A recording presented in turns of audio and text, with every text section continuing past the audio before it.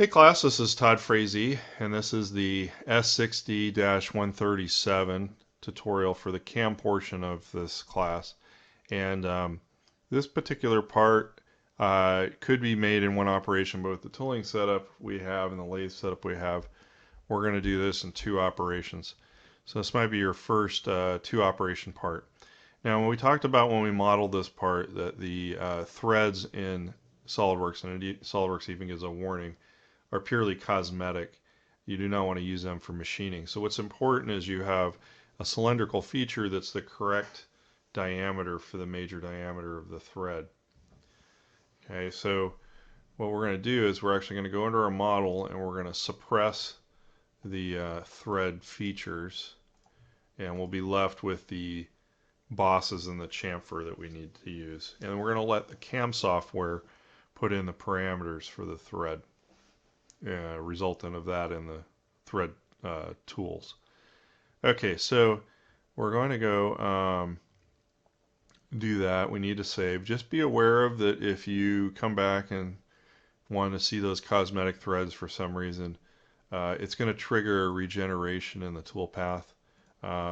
So you'll have to toggle back between that. If you're going to do it a lot, you'd want to set up a separate configuration so that you could bounce between them. But every time the model geometry changes, HSM is going to flag that something's new and needs to be regenerated.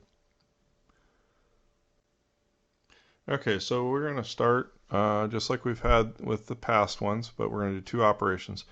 First, we're going to cut the majority of the part up to about this edge here, and then we're going to do the thread. Then we're going to part this off and flip it and just do the thread on the opposite side.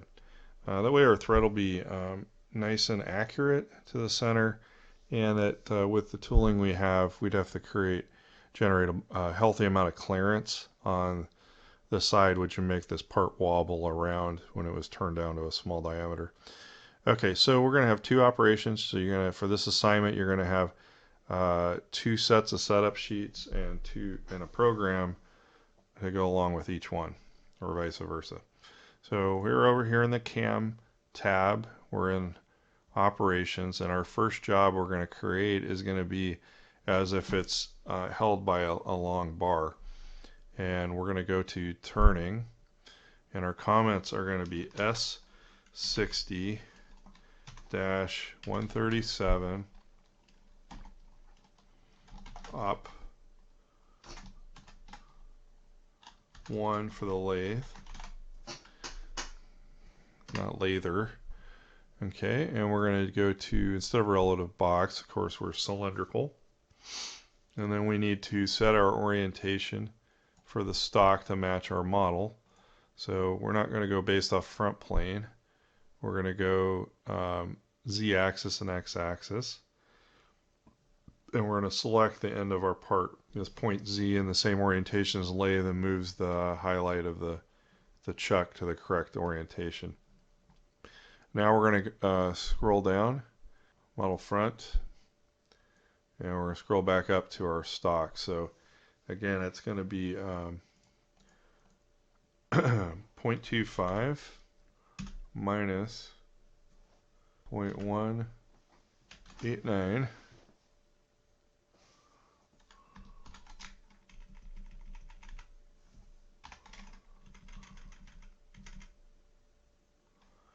divided by 2.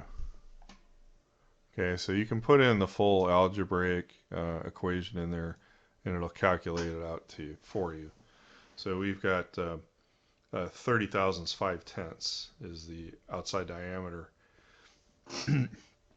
difference between our finished part and a 1/4 inch stock. Okay, on our front side we're going to add 0.01, and on the back side, because this is the first time we're cutting it, we're going to add 2 inches to the back. How much is being held by the check? We're going to say 1.6 like we've had for the past few. Leaves room for the cutoff tool to come in. Program name. This is going to be S60 this is going to be the 137 program 1, so it's going to be a 1 for the last digit. Our program comment is going to be S60-137 Op 1 for the lathe. And we should be good with our stock here. So we're going to accept that. And now we're going to rename our operation so we know what it is. It's going to be S60 S60-137 Op 1 lathe. Not sure why I keep putting an E on the end of lathe. Alright, so that should be our first operation. Okay, so the first thing we want to do is face off our material, as we have done before. So let's go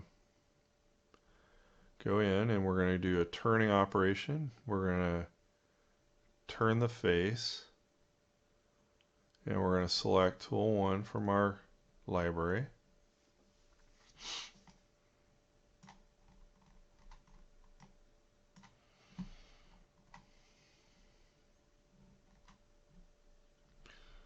And then we're going to go to geometry and we're going to leave everything at default. We're going to go to our retracts. Retracts base off the stock offside diameter, which is fine. The outer radius is also going to be the stock outer radius at this point. And then we're going to go to the model ID, which is fine. But we want to go 0.01 farther, because if the cutter's a little bit off, you can get a tendency to have a little V-shaped point that's left by the tip of the tool. And if we go past, we'll make sure we clean all that up. It's nice and flat. Alright, next we're going to go to our wear compensation. And we're going to leave the rest of this the same. And then we go to our retracts. Now, I don't like the default settings for the retracts for this type of tool. It's a blade type insert. If you knock it real hard by the side, the insert falls out because it's only being held on by the pressure that's holding it in. So they're not really designed to have a lot of side force.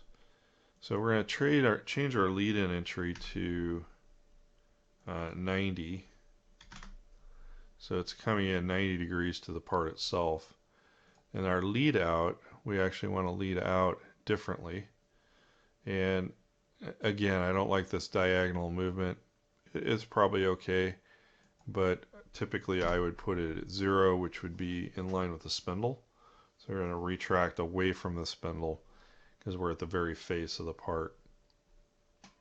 And then it'll pull back to our safe zone with a tool turret. Okay, we're going to hit accept. Okay, so we've got our facing operation. Now we're going to go through and we're going to rough down the diameter, and it's going to start here and end here. Okay, so we're going to go in and we're going to go turning, and we're going to turn a profile, and we're going to go to our trusty outside diameter tool, diamond shade insert. We'll leave the first page at default. And we're going to do some confinement. We're going to confine the cut between the front edge of the part to the this back edge here. Okay. And now we're going to offset in front of the part 40 thousandths, and we'll leave the back side alone.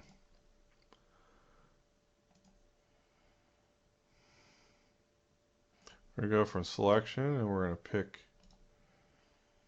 the smaller radius.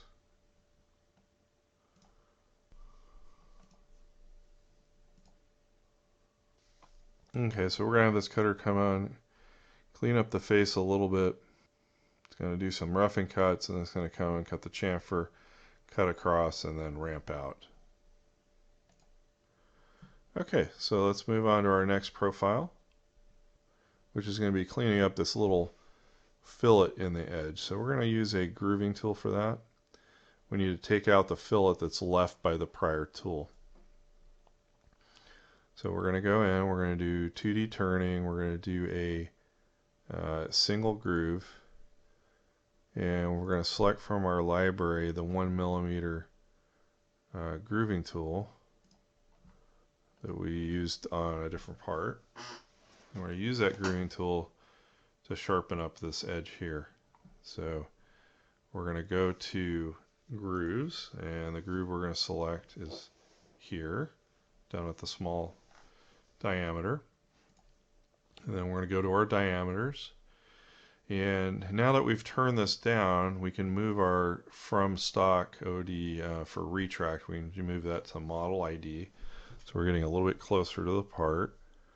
And our outside diameter is going to be from the model OD as well. And then we're going to go to an inner radius that's going to be by selection. And we're going to select the cylinder so that it'll stop its cut there. Now we need to look at our tool, because our tool path is on the wrong side of what we selected. So we're going to go back to geometry, and we forgot to select something. So it's right now aligning the cut with the center of the grooving tool. What we want to do is have it associated with the front of the grooving tool so that its datum is that edge. Okay, and we're going to hit accept. Okay, and we should have our cut coming in. Alright, let's make sure you save, and let's do a stock simulation up to this point so you can see what's going on. We're going to do stock simulation. We're going to play it, speed it up a little bit. So we cut the face, then we come and cut some of the profile. Then we're coming in with the grooving tool to sharpen up the corner. Okay, so the next operation is going to be to do the thread on this. Alright, so now we're going to go to a turning, and it's going to be a thread, turning thread. We're going to select from our library our threading tool that we set up for a 632. That's what the tool looks like. It's going to make the thread. We're going to leave this at default. Okay, we're going to go to confinement. The threads we're going to select are going to be on the surface I just selected. It's now in magenta or pink. These are the default passes. So it has it start off the workpiece so that it can clear chips with coolant and that it feeds in. Our current situation is it's going to actually gouge into this surface and retract out with a full thread diameter. So what we want to do for confinement is we want to back off 1/64. So a 32 threads per inch is basically a 32nd is the thread pitch, and if we do half of that, we should be able to pull the insert out before it hits the end there. So we want to go negative 1 divided by 64. So you notice if I zoom in here, the thread ends and then it has a diagonal, and that's called a fade out, which in a lot of cases you want. But right now that's going to knock off the corner of my part, and I'm not looking for that. So if I go to our diameters, we need to be careful on how we set this. So our clearance is from the retract plane. The retract is from the stock outside diameter. So I actually want to make that based off the model outside diameter. It's going to pull it in. And our outer radius is going to be from selection.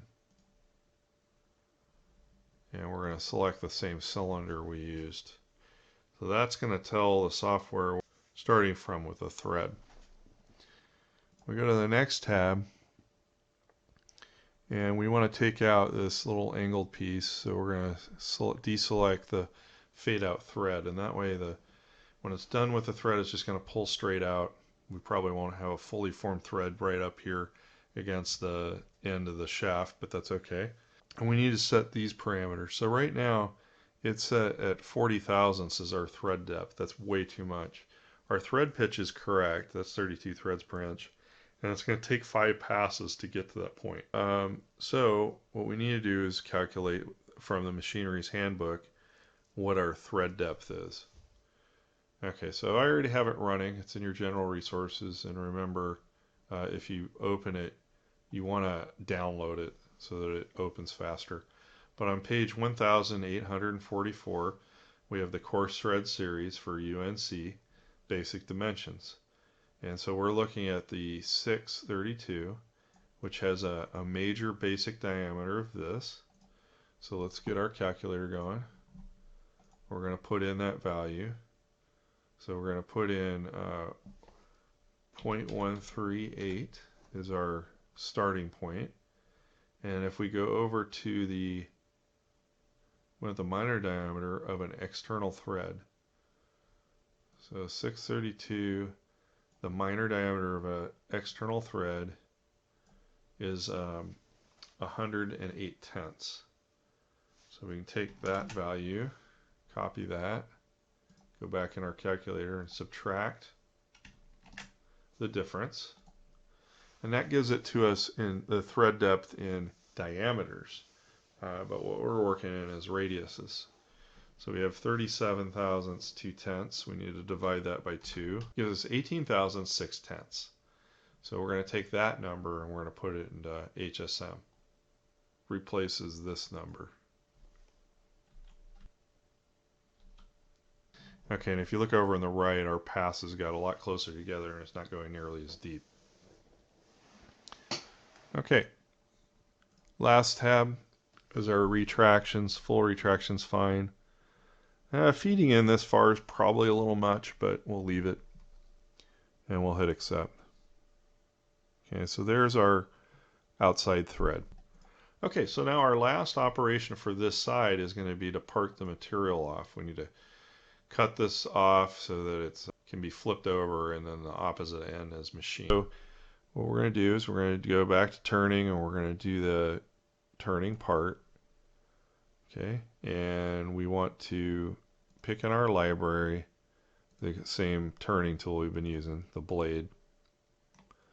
And it's going to go to the back side.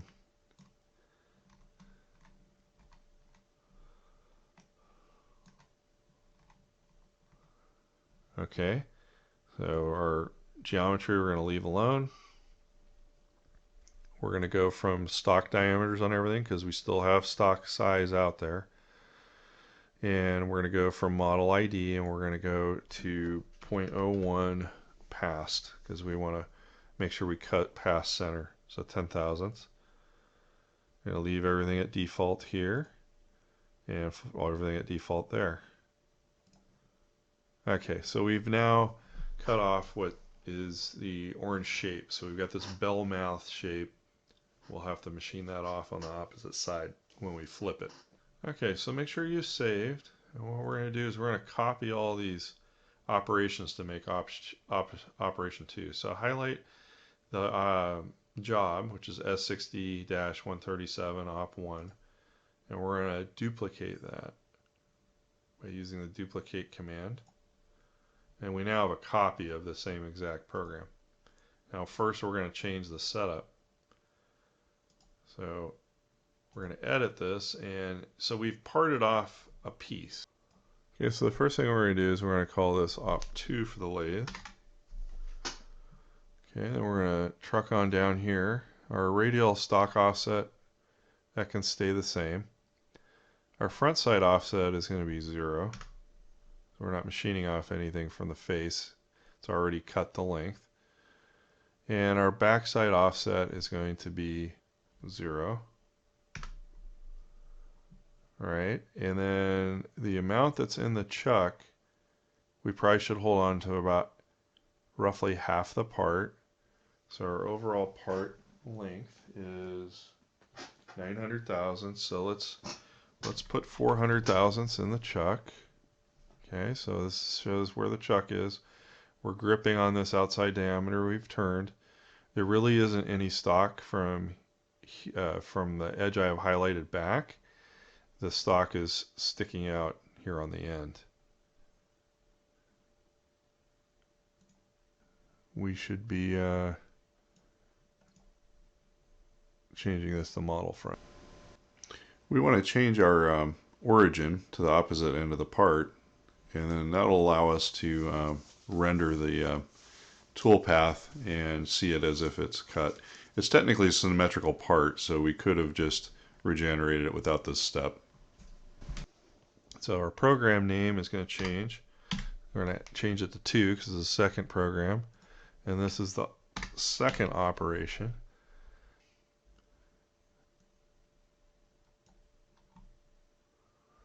So we can now accept that job, and then we want to change the name of it to reflect what it is. So it's the second op for the lathe instead of a copy of the first op.